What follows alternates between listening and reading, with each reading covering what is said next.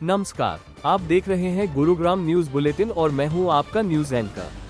आइए नजर डालते हैं गुरुग्राम की आज की 20 बड़ी और अहम खबरों पर। स्वतंत्रता दिवस को लेकर गुरुग्राम पुलिस ने दिल्ली जाने वाले भारी मालवाहक वाहनों के लिए विशेष ट्रैफिक एडवाइजरी जारी की है। सुरक्षा व्यवस्था के चलते 2 दिनों तक भारी वाहनों के दिल्ली प्रवेश पर रोक रहेगी। दूध, फल, सब्जी और एयरपोर्ट जाने वाले यात्रियों को छूट दी गई है।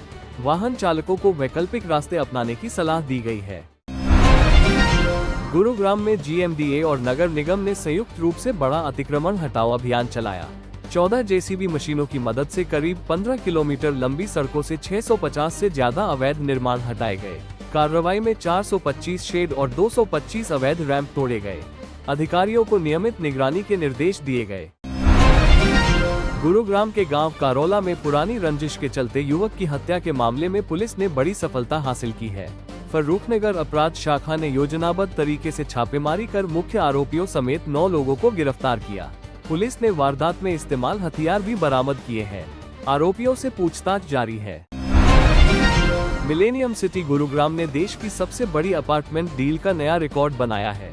DLF के लग्जरी प्रोजेक्ट द डेहलियास में एक पेंट हाउस करीब 271 करोड़ रुपए में बिका है।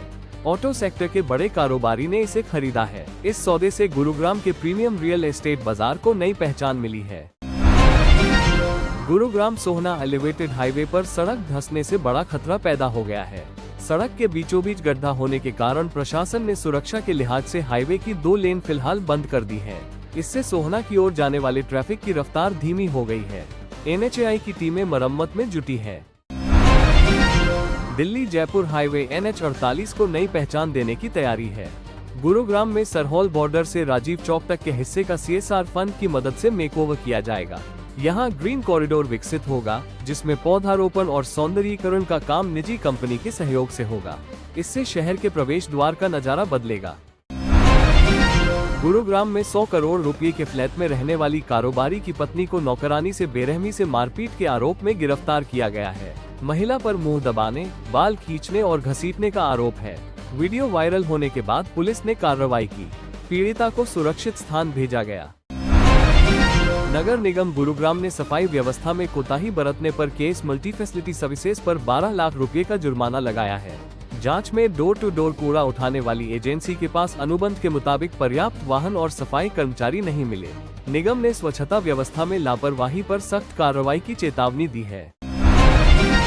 अपनी विभिन्न मांगों को लेकर बिजली कर्मचारियों ने गुरुग्राम में 3 दिवसीय हड़ताल शुरू कर दी है।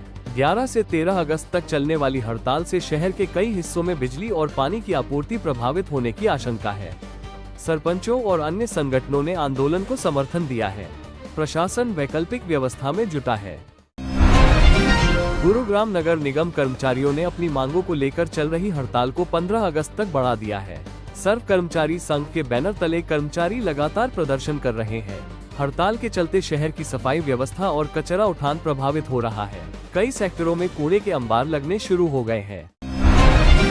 गुरुग्राम पुलिस ने ड्रग्स के खिलाफ अभियान के तहत एक विदेशी नागरिक को भारी मात्रा में कोकीन के साथ गिरफ्तार किया है। आरोपी मेडिकल वीजा पर भारत आया था और यहां ड्रग्स सप्लाई में शामिल हो गया। पुलिस अब उस मुख्य सप्लायर की तलाश कर रही है जो पॉश इलाकों में नशे का जाल फैला रहा था। गुरुग्राम के द्वारका एक्सप्रेसवे पर तेज रफ्तार स्कूटी सड़क किनारे खड़े कैंटर से टकरा गई। हादसे में स्कूटी सवार युवक और युवती की मौके पर ही मौत हो गई, जबकि एक अन्य साथी गंभीर रूप से घायल है। तीनों दिल्ली के रहने वाले बताए जा रहे हैं। पुलिस ने कैंटर चालक के खिलाफ मामला दर्ज किया है। गुरुग्राम के बागवानी विभाग में सरकारी योजनाओं के बजट में बड़े पैमाने पर फर्जीवाड़े का खुलासा हुआ है। आरोप है कि बिना धरातलीय सत्यापन के करोड़ों रुपए की सब्सिडी बांटी गई और एक्सपायर्ड दवाएं खरीदी गई। गौरव चौधरी की रिपोर्ट के अनुसार मामले ने विभाग की कार्यप्रणाली पर गंभीर सवाल खड़े किए हैं। प्रशासन कार्रवाई की तैयारी में है।